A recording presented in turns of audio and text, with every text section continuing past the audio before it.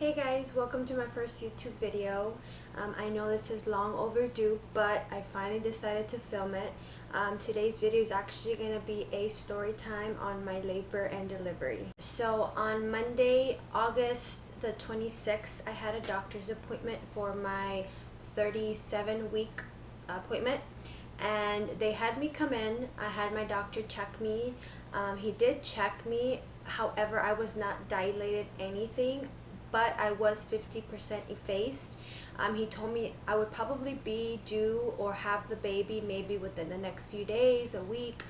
He did bring up the topic of maybe having to induce me if I was not, dilating anything. So after I left my doctor's appointment that Monday, me and my fiance Kevin actually, did some errands. We went to go walk a little. It was extremely hot. After that, we did have brunch, just to kind of enjoy the rest of the day since he was off that day.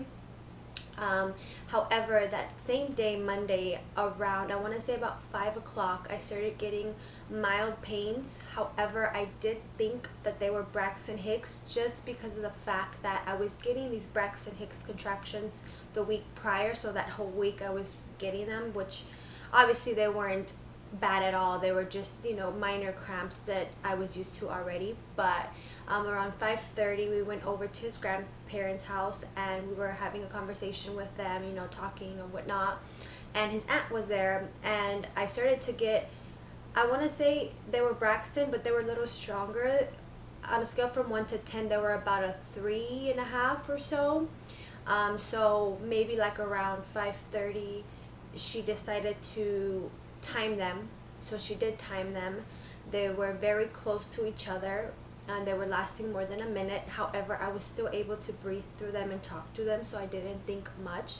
So she started timing them. I think she timed them for about, I want to say about 30 minutes to 45 minutes to see if they were, still frequent and still happening, and they were. So his grandmother and his aunt decided to, or actually told us that we should go to the doctor. But at this point, I had already had my doctor's appointment in the morning, so I didn't think much. But however, I actually had my fiance, start rubbing my back, and they weren't getting stronger, but they were frequent and they were not going away. So I want to say around 6 o'clock we finally decided to go to the doctor.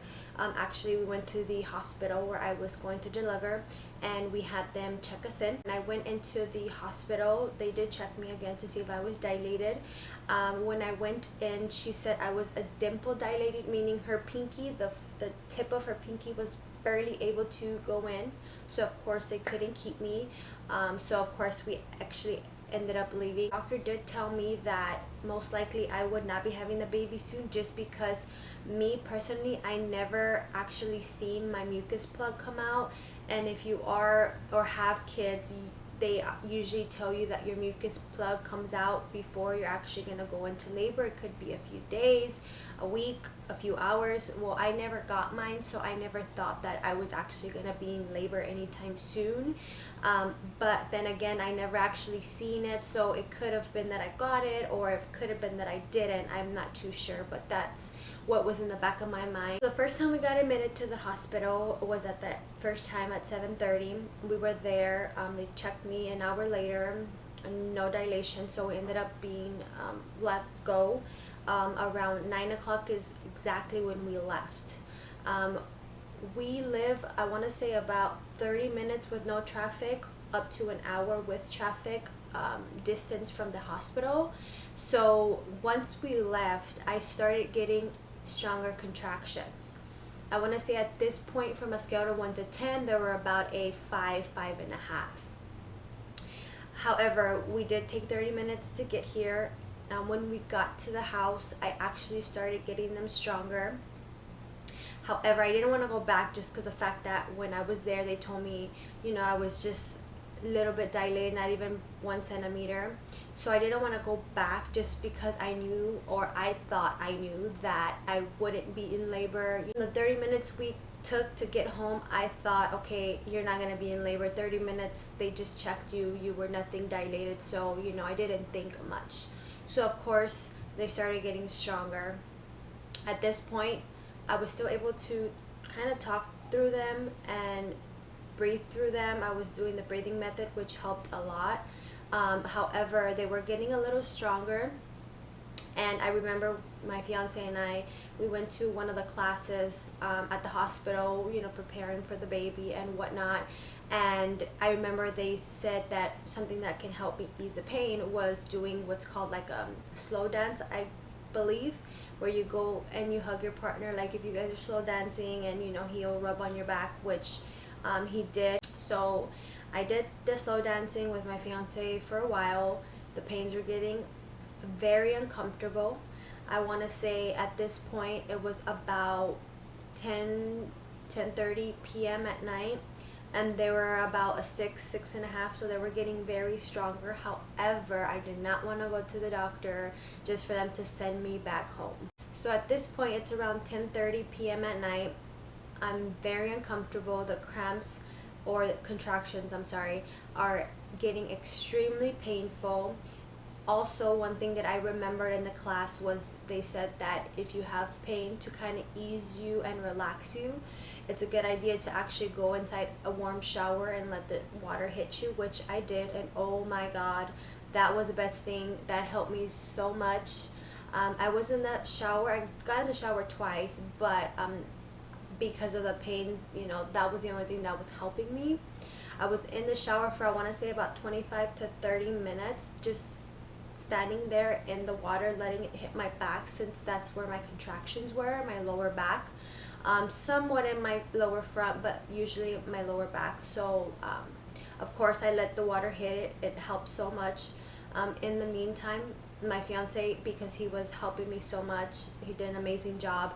I asked him to play music, and of course music that I wanted to hear during the time that I was getting contractions was Bob Marley or Sublime, just because those kind of, you know, get me in a good mood and relax me. So he played Bob Marley, I believe.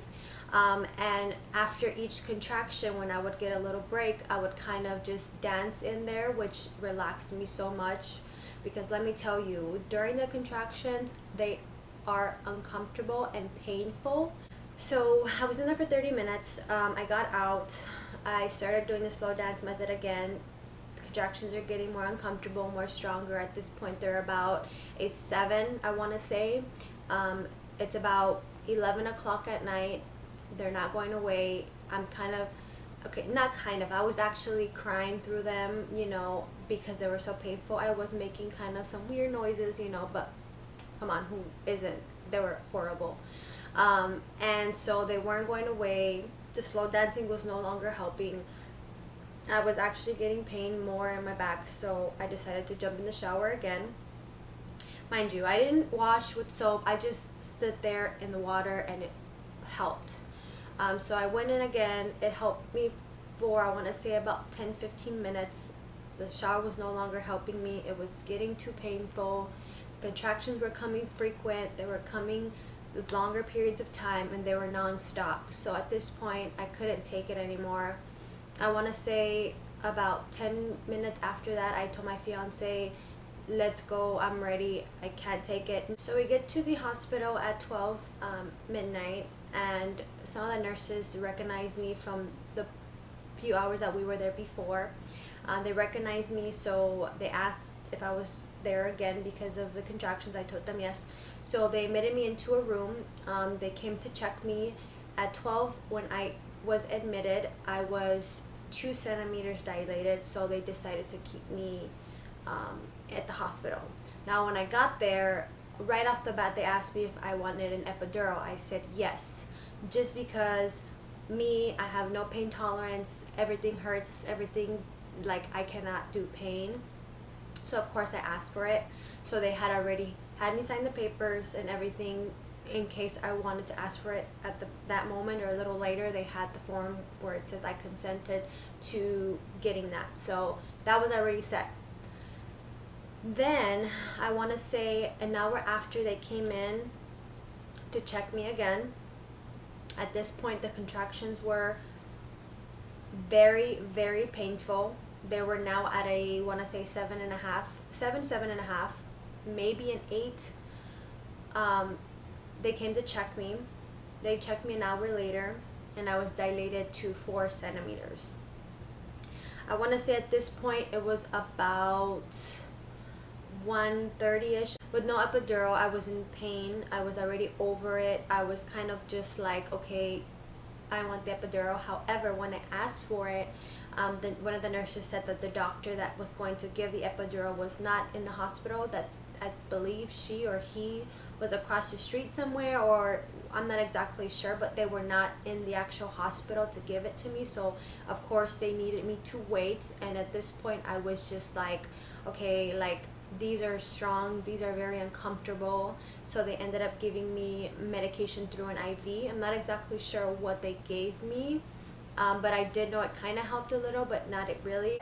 I started to feel wet, and by wet I mean like I peed on myself. So I had my fiance check, and of course he checked, and it was actually a lot of blood, just blood, like a lot of blood. I just remember seeing a lot of blood, and I remember thinking, blood is not a good thing.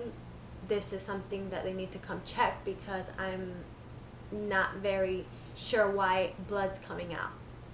So the nurse came, and she said, okay, well, maybe it's your water that broke. So she checked, and she said, I don't feel any fluid, so it must have been your water. She didn't seem too sure, but she kind of made it seem like it was. So I kind of was a little relieved, but not really, just because I've never heard someone's water break that has, or not that has, but that is just blood. So of course I was concerned. She left the room, I believe maybe about 15-20 minutes after that. I felt like I had to take the biggest poop ever. Like, I felt so much pressure. So I told my fiance, look, I feel like I have to poop. I wasn't sure if I had to poop or if it was just all the pressure. At this point, the contractions were extremely painful. They were about a 9.5, 10. I wasn't actually crying. I was more, I want to say screaming. I was screaming for them to give me my epidural. I wanted it, I needed it, I was in pain.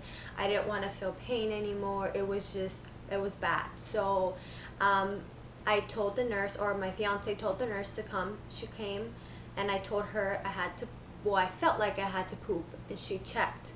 Mind you, she checked, I was 4 centimeters an hour after we got admitted, so around 1:15, whatever time it was. 30 minutes she came after, because that's when my water had broke. About 15-20 minutes after that, so around 2:30, 2:45, she checked me, and she goes, okay, you need a push, you're at 10 centimeters. She says, you're 10 centimeters, we're gonna start pushing. I pushed in total for about an hour and a half. The nurse coached me for about an hour and maybe 10 minutes, and then the doctor came in, of course, last minute, and did about another 20-minute pushing. The only thing is that because I was already 10 centimeters so quick, I was not able to get my epidural, so I felt all the pain. So I started pushing. It took a while, obviously. I had my fiance on the side of me because he was the only one in the room, and then the nurse that was actually helping me, she was telling me to push. I was pushing. My fiance and her were obviously encouraging me, telling me that I was doing good, that the baby was, you know, coming soon, and you know, they can see her head. And every time I would get a contraction, I would get the urge to push. The only thing is that because they were coming so frequent and so close together, the nurse told me a few times, oh, I'll be back.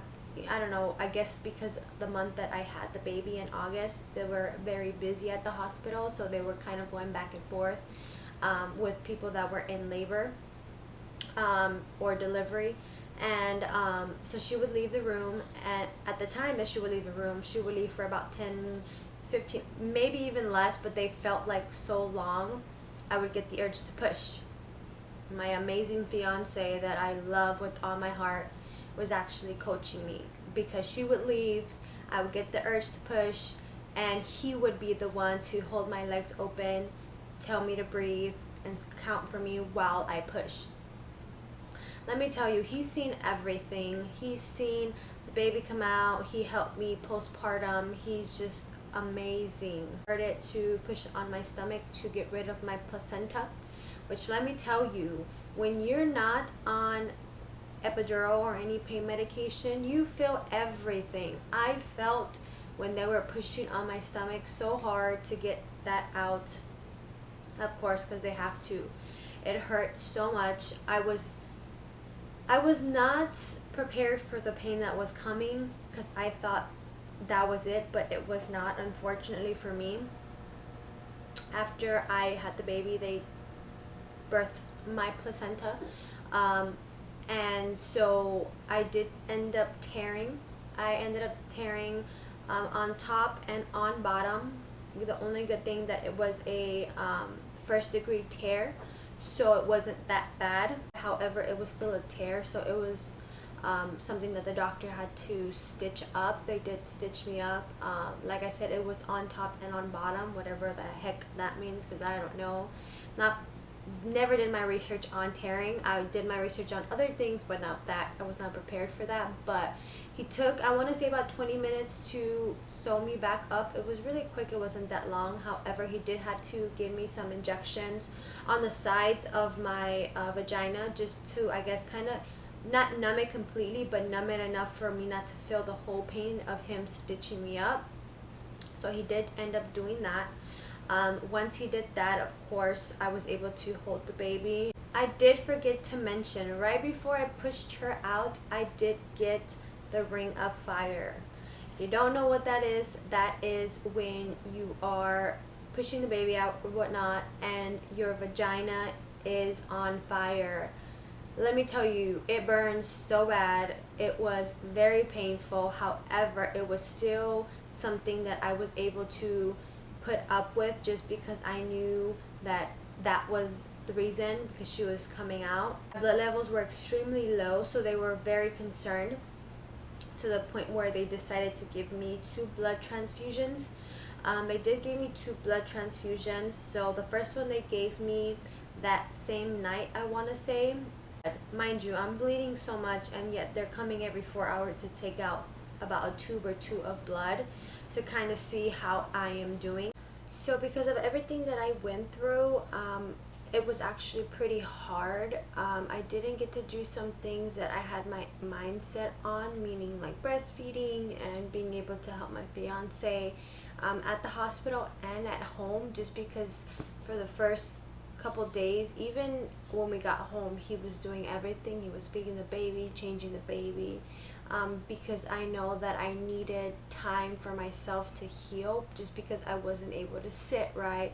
I wasn't able to do really anything, walk or anything, because I was in so much pain. And glanced over to my fiance and told him that I felt like I was dying, because that's how I felt. And it was in the moment that I felt that, and I know that he took it very hard.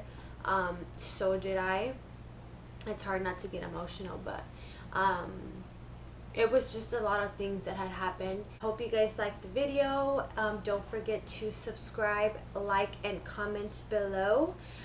Also, give me video ideas for me to film. I know I've been kind of lagging, but I will definitely now be more up to date with videos, so don't forget to leave me ideas. If you do want me to film a postpartum video, give this video a thumbs up, and I will definitely see you guys in my next video.